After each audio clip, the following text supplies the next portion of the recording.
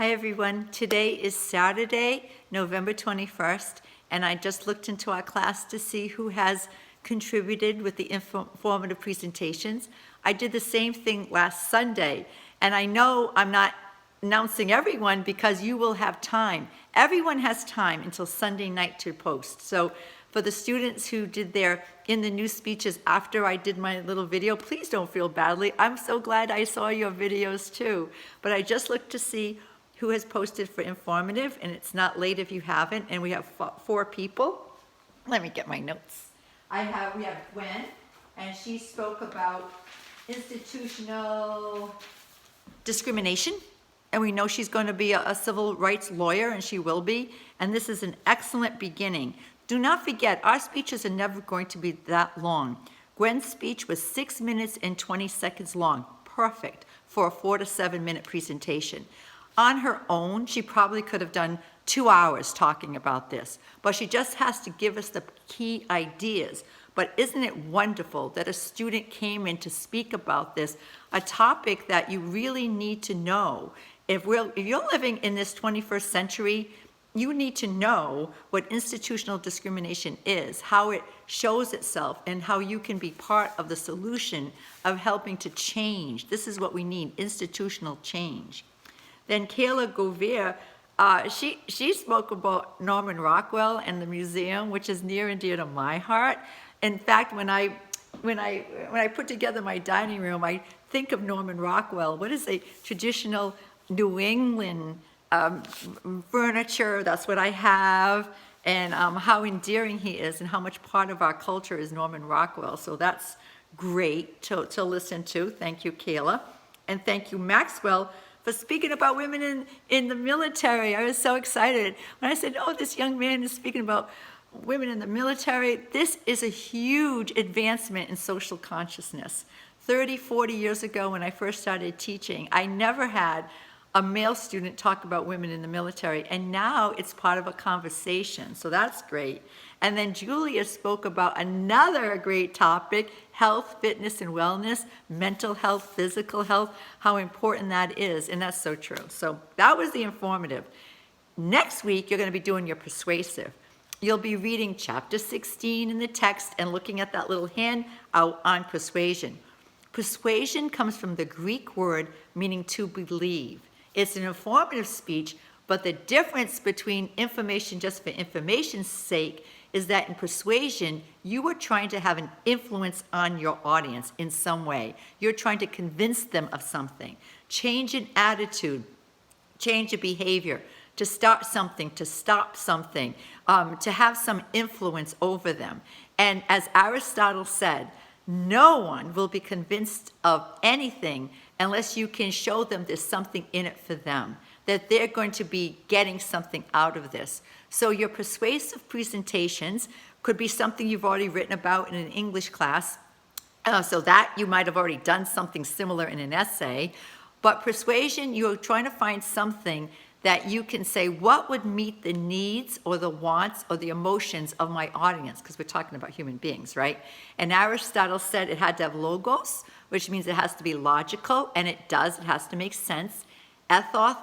Ethos, meaning you have to have evidence of credibility that what you're saying is true. And then you need to have pathos, which means emotions, right? And when you think of emotions that you can appeal to, appealing to compassion, love, respect, also anger. You know, sometimes we're motivated because we get angry about something or we're fearful of something. I know that I floss my teeth twice a day for fear that I'm going to have dentures someday, and I don't want that. I want to keep my teeth. So fear sometimes is a motivating factor.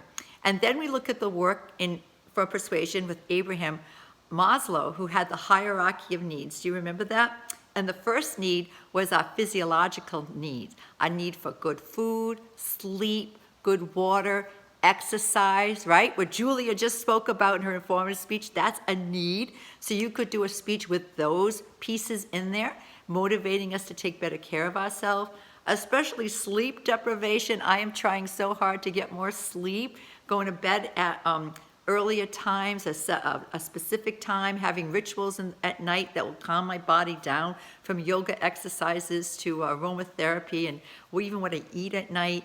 So you could do a speech on that, the benefits of having clean water and how important that is. So anything to do with our bodies, that would be a great topic. That's the first need.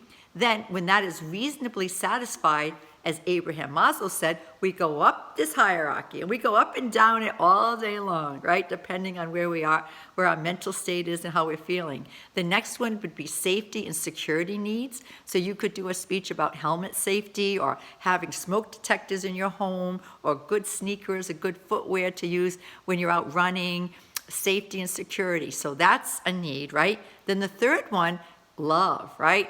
To belong to a certain group, or have friendships. Here we are in COVID-19. It's hard to get together with people, but maybe you have some really cool online Zoom clubs that are starting that people could get some benefit from to satisfy a need they have for some human interaction. So that's a need. And then you go up to the fourth one, which is mastery or self-esteem, learning a new musical instrument, or taking a certain course, or traveling. There are all these travel sites now, how you can travel virtually. Go to Venice by YouTube. It's not the same, but it can satisfy a curiosity that you might have. But learning something new, I'm cooking more than ever before. I had started off my adult life as a cook, and then somewhere in the middle I stopped cooking as much, right? Relying on quicker things like takeout, and my daughter cooking, actually. She's a great cook. I just take what she made. But now I'm cooking more, so I'm learning more recipes and looking in cookbooks, and that's a mastery, and it's making me feel good. And then the fifth need is self-actualization, giving back. This is the time of charity, of helping people out, from Salvation Army bins to maybe donating some time with the Big Brother, Big Sisters organizations. So when you think of persuasion, think it's an information speech where you're trying to have an influence on your audience, something you believe in, something you can advocate for. It's not selling something that's not useful. It's selling something that's very useful. So you have to believe. Intro, body, conclusion, exactly like the informative presentation, but with more passion and more direction.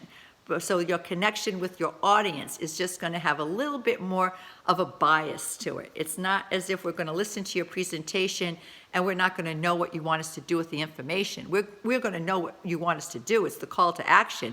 You want us to donate. You want us to give time. You want us to sell something. You want us to buy something. You want us to do something to make a change. So read chapter 16, look at the handout, think of what persuasive types of essays you've done in the past, and how are you influenced? Maybe it's from a restaurant to go to, or to buy a certain cell phone, or to go on a certain video game, play a certain game. We influence people all the time. So do what's true to you.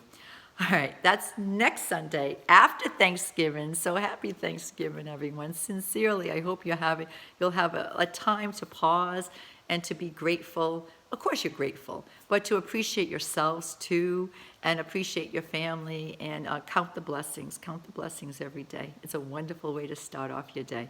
All right, thank you for the 4 students. Think of all the students, but the students who've already contributed to the information speeches.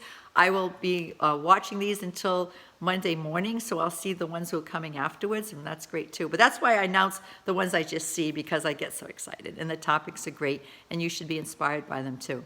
You have another speech. Persuasion. Can't wait. Take care of yourself and take care of others too.